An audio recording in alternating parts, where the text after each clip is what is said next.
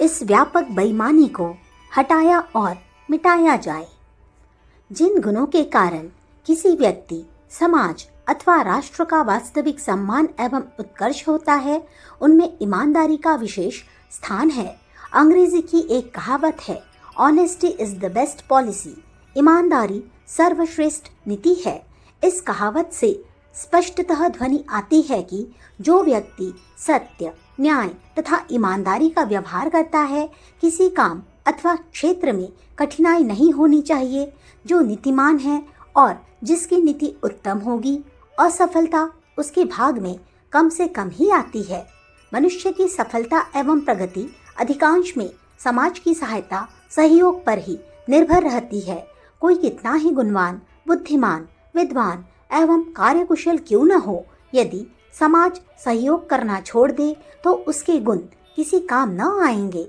असहयोग के कारण जब समाज उसके गुणों का मूल्यांकन ही न करेगा, तब उसकी उन्नति होना किस प्रकार संभव है। सच्चाई और ईमानदारी का आचरण करने वाला विश्वसनीय व्यक्ति होता है। सारा समाज उस पर न केवल विश्वास ही करता है, बल्कि किसी न किसी अंश तक श्रद्धा भी करता है। ईमानदार दुकानदार के पास ग्राहक खुद दौड़ दौड़ कर जाते हैं। ईमानदार कंपनियों का माल लोग ढूंढ खोज कर खरीदते हैं। ईमानदार मालिक को किसी समय भी मजदूरों की कमी नहीं रहती। ईमानदार मजदूरों को घर पर बुलाकर काम पर लगाया जाता है। ईमानदार नौकर घर का अभिभावक बन जाता है और ईमानदार विद्यार्थी कक्षा की शोभा कहा जाता है। ईमानदारी का आदर होना सहज स्वाभाविक है। यह इतना आकर्षक गुण है कि लोगों को अनायास ही अपनी ओर खींच लेता है। ईमानदारी से सच बोलकर अपना दोष बतला और स्वीकार कर लेने पर अपराधी को क्षमा तक कर दिया जाता है। पिता पुत्र पर कितना ही रुष्ट क्यों न हो, गुरु शिष्य पर कितना ही कुपित क्यों न हो और मालिक नौकर को दंड देने के लिए तैयार क्यों न बैठा हो, किंतु यदि वह खेदपूर्वक सच बोलकर अपना अपराध स्वीकार कर लेता है तो कुपित पक्ष तत्काल शांत हो जाता है और रुष्टता प्रसन्नता में बदल जाती है। सत्याचरण अथवा सत्यवादन पर भी यदि कोई क्रोध अथवा किसी अन्य कारणवश दंड दे भी बैठता है तो उसकी अंतरात्मा दुखी होती है और कहती है कि दंड देकर इस सच बोलने वाले के साथ अन्याय किया है। यह होता है सत्य का प्रभाव एवं आदर। ऐसे दिव्य गुण को त्याग कर जो असत्य अथवा बेईमानी का दोष अपनाता है, तो वह एक प्रकार से अभाग्यवान ही कहा जाएगा। समाज में मिथ्याचारी तथा बेईमान व्यक्ति भी सफल एवं समृद्ध होते देखे जाते हैं, किंतु उनकी समृद्धि का आधार वह बेईमानी नहीं होती जो उनके हृदय में सर्प की तरह बैठी रहती है, किंतु वह सच्चाई और ईमानदारी का आडंबर होता है जो वे अपने ऊपर डाले रहते हैं। कपट भी ऊपर से सत्य का आवरण ओढ़कर ही सफल होता है। संसार में कोई ऐसा साहसी बेईमान नहीं है और न हुआ ही है जो सत्य का आवरण ओढ़े बिना अपने को बेईमान घोषित करके सफलता प्राप्त कर रहा हो। यदि कुछ भावुक अथवा भोले लोग घोषित बेईमान के प्रति सहानुभूति रखेंगे तो केवल उसकी इस ईमानदारी के कारण कि उसने अपने सत्य स्वरूप को सच्चाई के साथ प्रकट कर दिया है। सत्य सम्मानित होता है और वह असत्य भी जो ईमानदारी का आवरण धारण किए रहता है, किंतु अंतर यह है कि सत्य शाश्वत है और सदा सम्मानित रहता है। असत्य अचिरंजीवी है।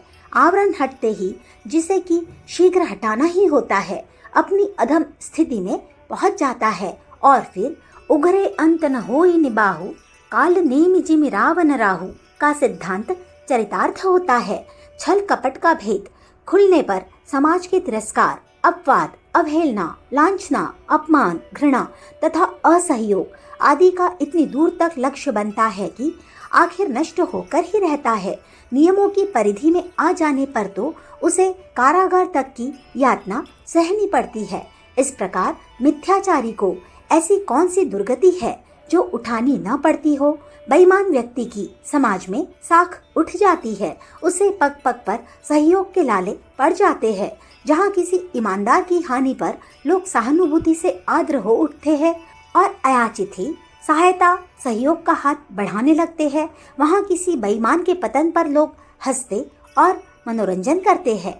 सहायता, सहानुभूति अथवा सहयोग के नाम पर दो लातें लगाना चाहते हैं। निसंदेह बेईमान इसी व्यवहार के ही योग्य होता है। उसे ऐसा व्यवहार मिलना ही चाहिए। मनुष्य एक सामाजिक प्राणी है। उसकी उन्नति एवं प्रगति परस्पर सहयोग पर ही निर्भर है। इस सहयोग की प्रवृत्ति को चिरस्थायी एवं सक्रिय बनाए रहने के लिए ही धर्म, अध्यात्म, संस्कृति, शासन तथा कानून की व्यवस्था की गई है। अब जो आदमी इनके प्रति ईमानदार रहता है, वह समाज को सुदृढ़ बनाने और उसमें सुख, शांति एवं सुविधा की परिस्थितियां उत्पन्न करने का प्रयत्न करता है।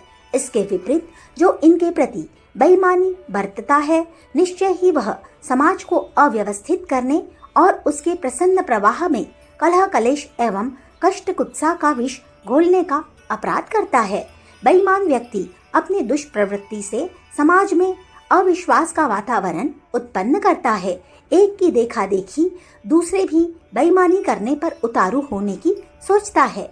कोई एक से धोखा पाकर दूसरे पर अविश्वास करने लगता है। इस प्रकार यह अविश्वास एवं विश्वासघात का विष शीघ्र ही सारे समाज में फैल जाता है और समाज का अधोपतन हो जाता है। विश्वास के अभाव में सहयोग, सहायता एवं सहानुभूति का प्रश्न ही नहीं उठता। तब ऐसी विषम स्थिति में क्या व्यक्तिगत और क्या सामूहिक किसी प्रकार की उन्नति एवं प्रगति नहीं होती है। प्रगति के अवरुद्ध होते ही समाज में उसी प्रकार की असंख्य विकृतियां जन्म लेने लगती है, जिस प्रकार की विकृतियां रुके हुए पानी में पैदा होने लगती है। आज का भारतीय समाज अप्रगतिशीलता से उत्पन्न न जाने कितनी विकृतियों एवं विकारों का रोगी बन मरणांतक पीड़ा से तड़प रहा है। एक समय था जब भारतवर्ष की सच्चाई और ईमानदारी सारे संसार में विख्यात थी। यह कोई प्रागैतिहासिक काल की बात नहीं है। सम्राट चंद्रगुप्त के समय की ही बात है कि लोग अपने घरों में ताले नहीं लगाते थे।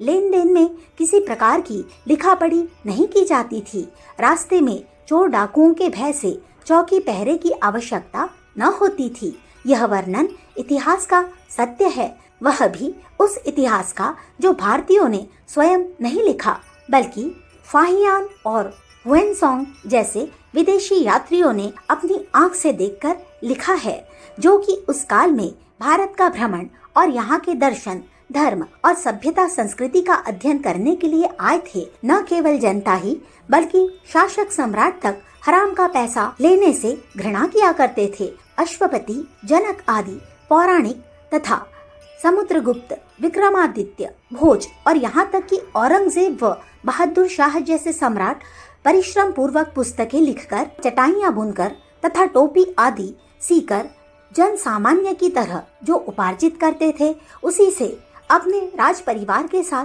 गुजर बसर किया करते थे। अनेक राजा तो किसान की तरह अपने हाथों से खेती करके जीविका कमाते थे। अपने या अपनों पर जन कोष को एक पाई खर्च करने को वे बेईमानी मानते थे। धरोहर को, धन को लोग धर्म की तरह पवित्र मानते थे और अमानत में खयानत करना जघन्यतम पाप समझते थे। भारतवर्ष की सच्चाई और ईमानदारी इस सीमा तक पहुंची हुई थी। अभी कुछ समय तक ही उत्तराखंड के पहाड़ी क्षेत्रों की ईमानदारी आदर्श का विषय बनी रही। उन क्षेत्रों में मूल्यवान से मूल्यवान वस्तु छूट जाने पर महीनों उसी स्थान पर पड़ी रहती थी। उठाना तो दूर, कोई उसे देखता तक न था, और यदि कोई ऐसा करता था तो न केवल राजदंड ही पाता था, बल्कि सामाजिक तिरस्कार का भी भाजन बनता था। अपने सत्य और ईमान के कारण तिब्बत को त्रिविटेश्वर यानी स्वर्ग का महत्व प्राप्त रहा है, किंतु अभागे बेईमानों ने वहां जा जाकर अपने पापों का अभिशाप फैला दिया है। जब तक भारत की सच्चाई और ईमानदारी सुरक्षित रही, राजा प्रजा दोनों उसका आचरण करते रहे, देश में सुख समृद्धि की वर्षा होती रही।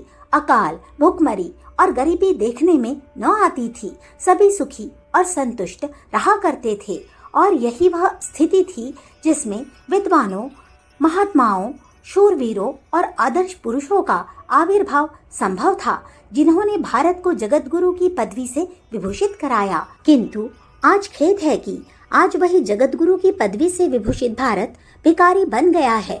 अन्न एवं आश्रय के लिए परावलंबी होकर संदिग्ध जीवन व्यतीत कर रहा है। यह सब इसी असत्य, आडंबर, बेईमानी का विषफल है जो भारतीयों के आचरण में जन सामान्य से लेकर शासन तक और व्यवसाय से लेकर मजदूर तक में प्रवेश हो गई है। स्वराज प्राप्ति से पूर्व समझा जाता था कि भारतीयों में यह दुर्गुण विदेशी पराधीनता के कारण उत्पन्न हो गया है। स्वतंत्र होते ही वे पुनः अपने पूर्वकालीन सत्याचरण पर आ जाएंगे, किंतु सत्य यह है कि आज स्वाधीनता की स्थिति में यह दोष पराधीनता काल की तुलना में सैकड़ों गुना बढ़ गया है।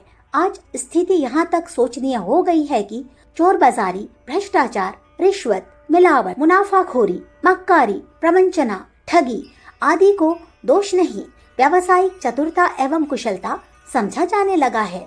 भारतीयों के अल्प पतन ने तो उन्हें हजारों साल गुलाम रखा है, तब यह व्यापक, भयानक एवं सर्व क्षेत्रीय पतन उन्हें किस दुर्दशा में पहुंचा देगा, इसकी कल्पना नहीं की जा सकती। यह प्रश्न किसी भी देशभक्त एवं विचारशील व्यक्ति की नींद हरे बिना नहीं रहता। आज व्यवसायिक, धार्मिक, सामाजिक, आध्यात्मिक, शासकीय, प्रशासनीय जिधर भी दृष्टि जाती है भ्रष्टाचार एवं बेईमानी दिखाई देती है। कुछ समझ में नहीं आता कि इस पतन के लिए उत्तरदायी किसे बनाया जाए। आज हम सबको अपने अंदर टटोल कर देखना चाहिए कि हम स्वयं अपने आचार विचार में कहाँ तक ईमानदार है।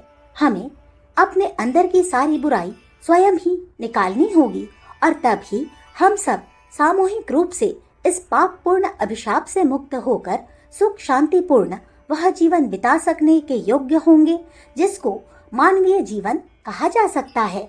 अन्यथा आज का अमानवीय जीवन किसी भी दिन पैशाचिक जीवन में बदलकर हम सबको आदमी से बदलकर न जाने क्या बना देगा। अखंड ज्योति, फरवरी सन 1967, पृष्ठ संख्या 30, 31, 32। हमारे YouTube चैनल विचार क्रांति दूत अखंड ज्योति पत्रिका को सब्सक्राइब करें एवं अगली वीडियोस प्राप्त करने के लिए बेल आइकन दबाएं। धन्यवाद।